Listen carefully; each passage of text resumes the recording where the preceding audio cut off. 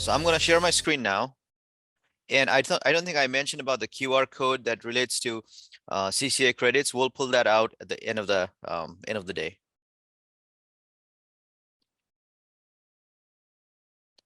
All right. How does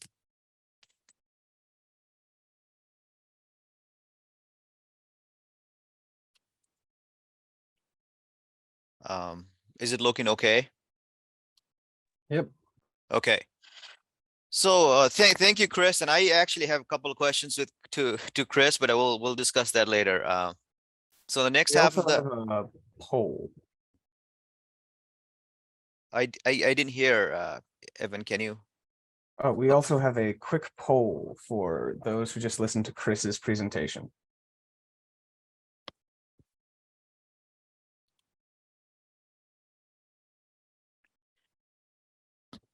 Yeah, when you're doing the poll, answering the poll, so today's Oats presentation, I have kind of divided that in my own head, with the number of slides. First part, I'll probably discuss about some of the, basic agronomy, which I'll try to get it quick, go through fairly quick. And then second half of the presentation, I'll kind of go through what the nutrient, nitrogen and nitrogen requirement in oats research that we started in 2018 and show some of the data that we pulled together for last 4 or 5 years. So I'm having problem moving my slides. Any suggestion, Evan? Have you tried exiting slideshow mode and then re-entering now? Okay. I know that's the equivalent of telling you to power cycle your computer, but sometimes it does Okay. help. Okay. So here's my first slide. So this kind of shows the oat production in our state in last few years.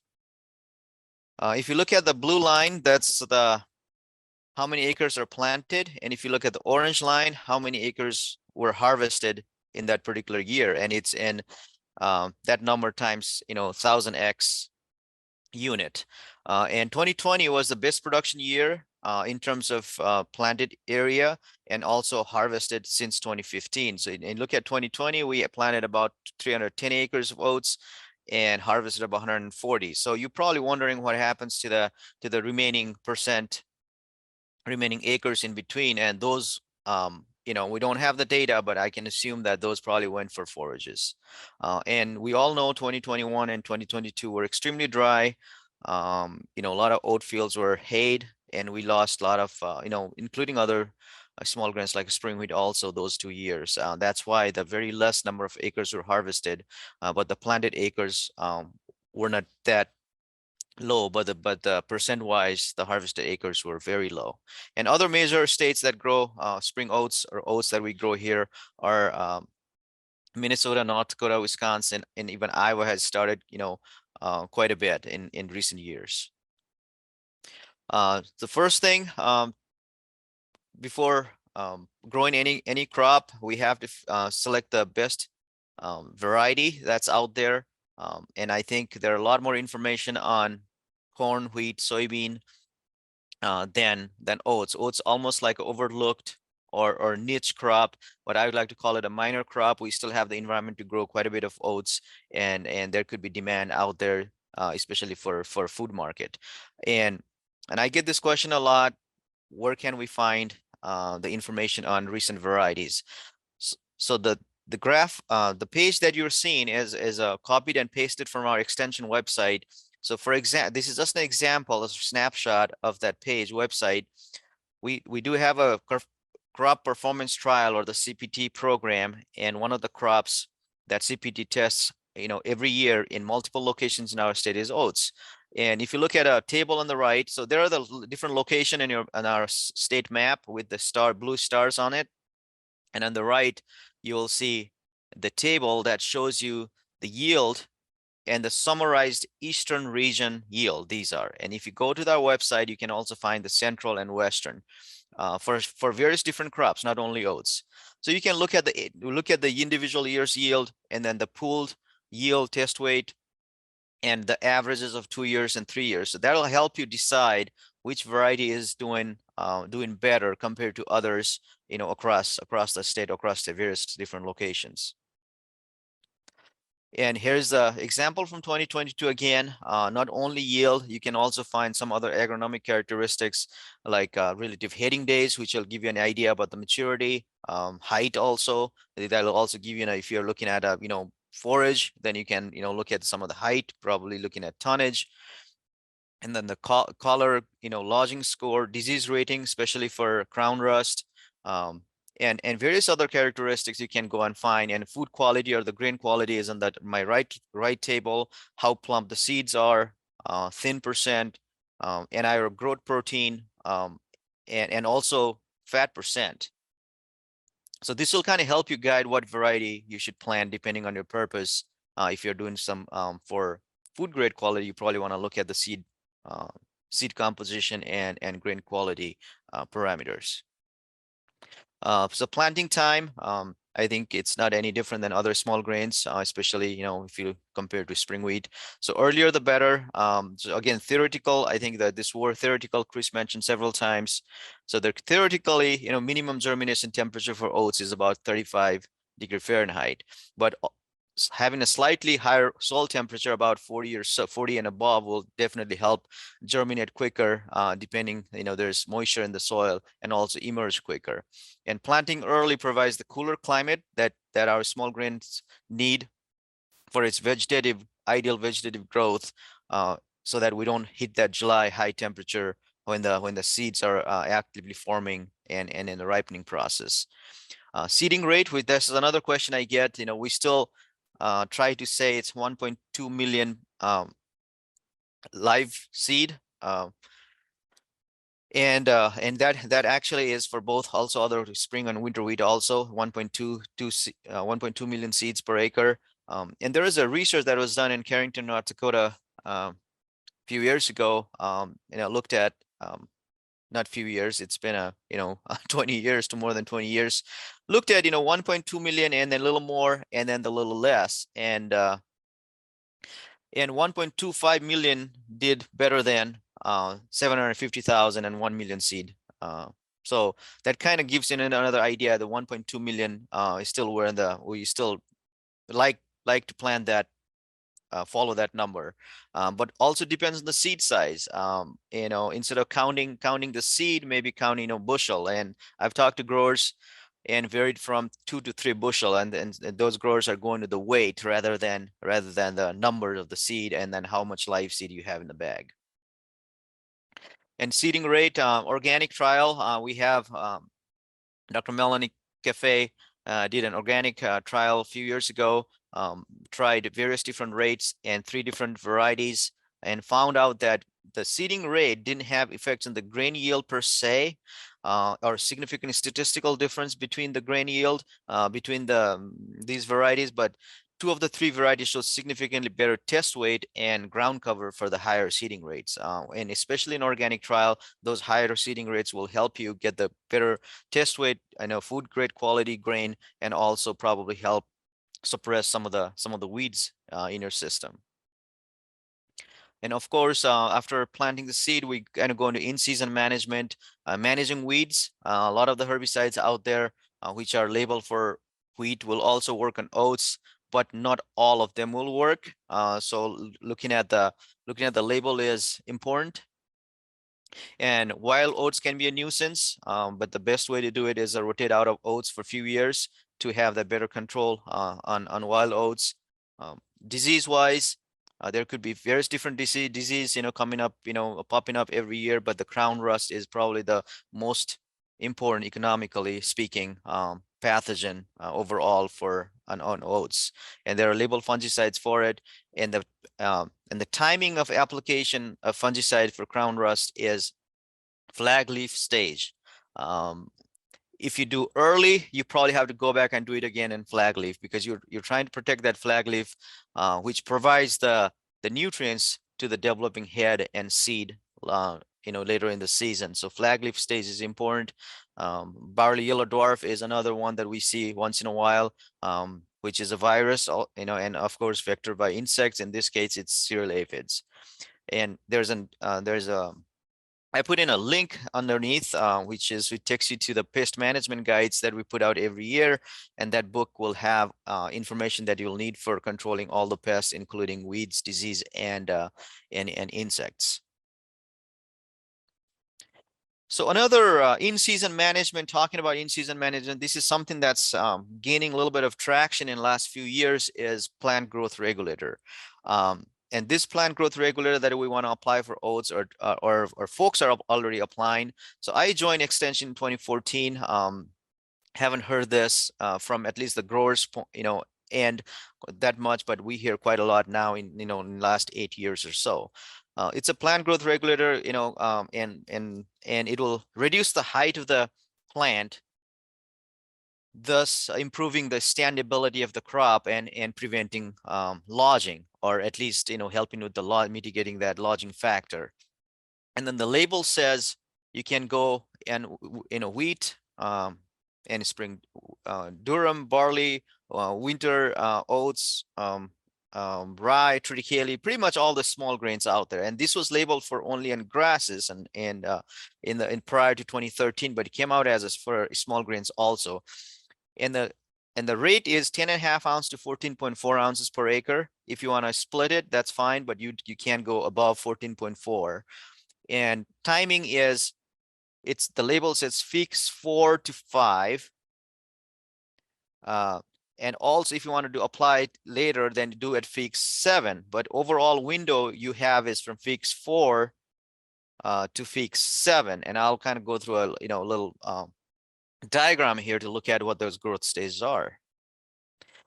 So there are two popular method of measuring growth stages in small grains. One's the Feeks scale, and other one's Zadok's scale. So, and those two methods are trying to get its tillering stage, stem elongation stage, and heading stage, and ripening. So if you look at stage 4 to stage 7, so this is what we're looking at.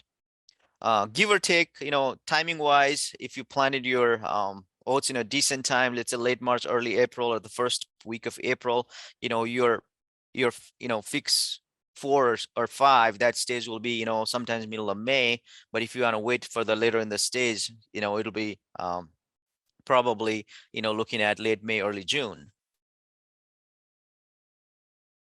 So everything was new, so we wanted to do something to get our little better handle on the amount of applying, how much to apply, and what stage to apply.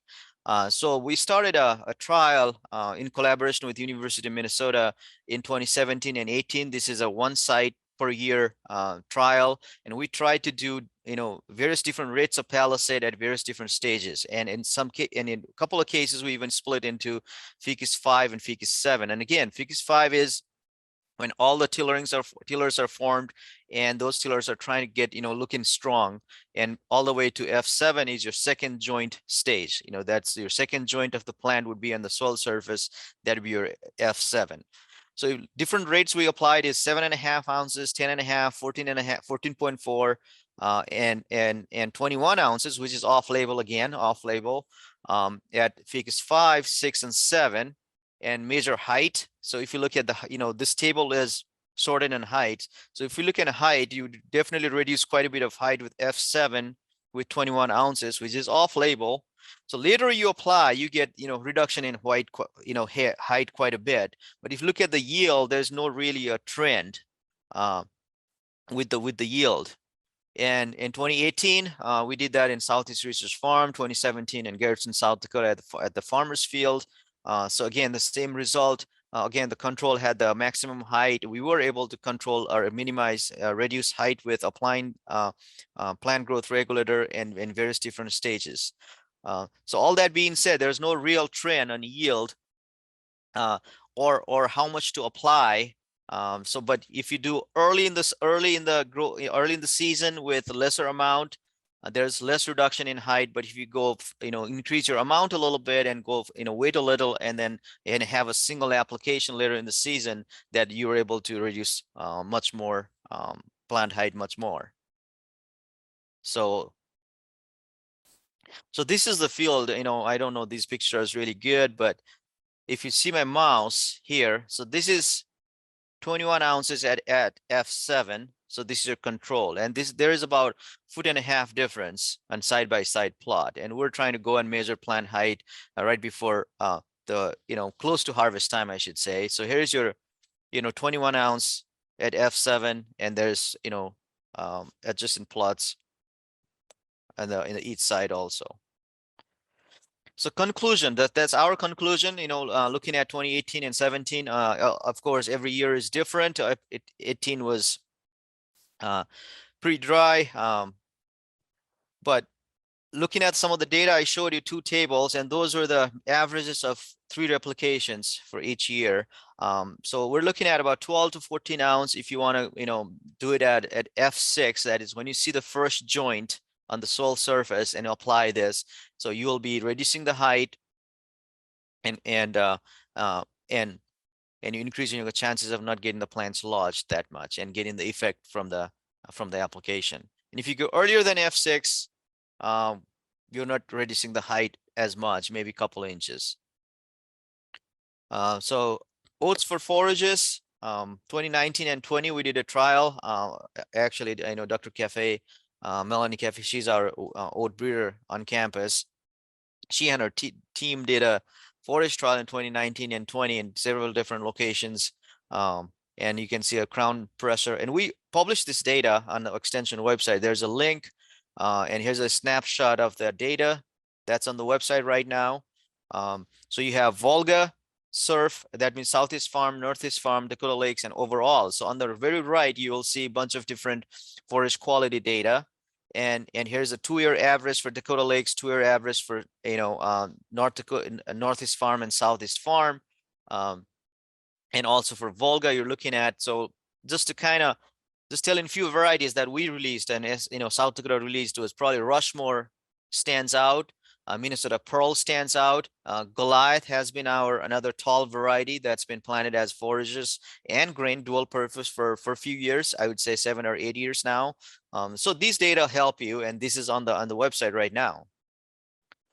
And I found a producer who was enthusiastic to do a quick trial with me last year, and we did this. We even mixed varieties to mitigate some of the disease pressure in the plot. So M is a Minnesota Pearl on the top, and then Rushmore and Minnesota Pearl mixed together, Rushmore and Hayden mixed together, Hayden and Goliath mixed together. So this is what we did, and so there is another way to look at several different things. So, and barley was our more of a check type thing, forage barley. So compared to looking at all the data, we think Rushmore, Goliath, Hayden, that are still our South Dakota good varieties for forages. And if you want to go Minnesota 1, Minnesota Pearl did pretty well too. So oats in a rotation fits well after soybean. And corn and soybean has shown some better yield if you follow small grains, including oats. And oats does, is known for enhancing AMF or arbuscular mycorrhizal fungi, enhancing the soil health in your soil. So enhancing those fungal population in your soil. Rotation, there's a paper from Iowa State. So there's a lot of things going on in this graph. We can dissect, this graph and take another 20 minutes, but snapshot. If you can see my cursor here. So capital C is the corn year that the yield was taken. So in this graph, there are other crops also that was prior to corn. And so there's alfalfa is A, oats. So corn that immediately followed oats are these two, if you look at it.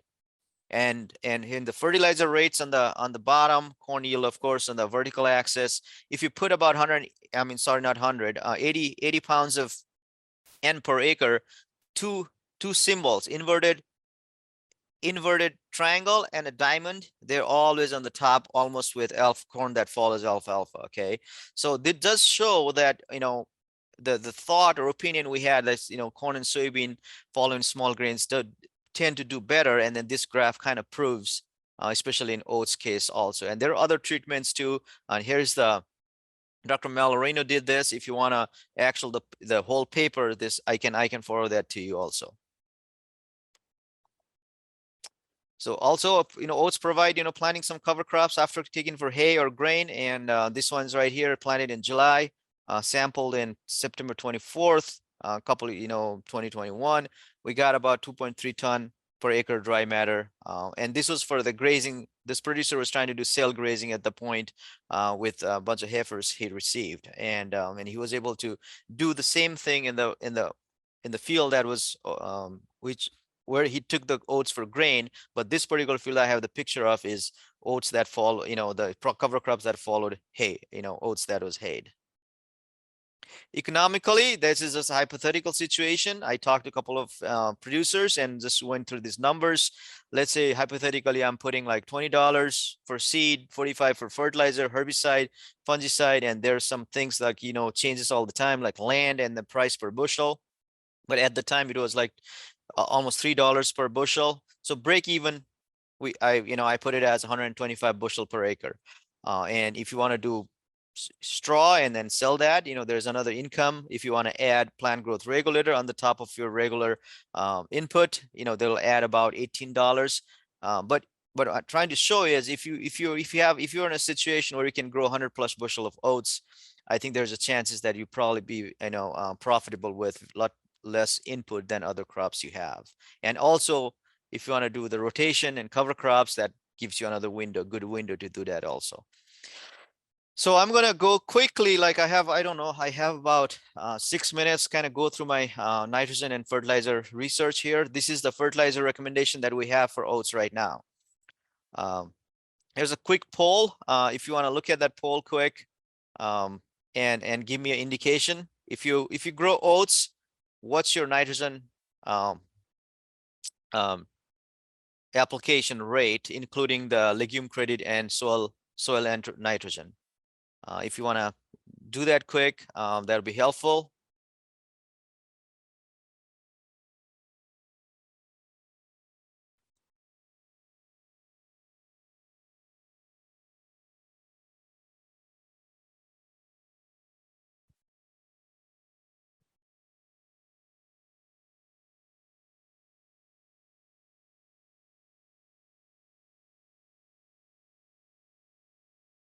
So our current equation, comes out to be like this. So nitrogen rate, if you have to have a yield goal and multiply that with 1.3, and of course you minus the soil test and legume credit, which we thought is pretty high.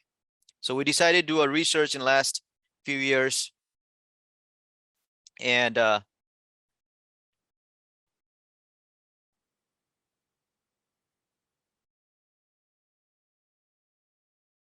think I'm having difficulty moving my slides after that poll that popped up. And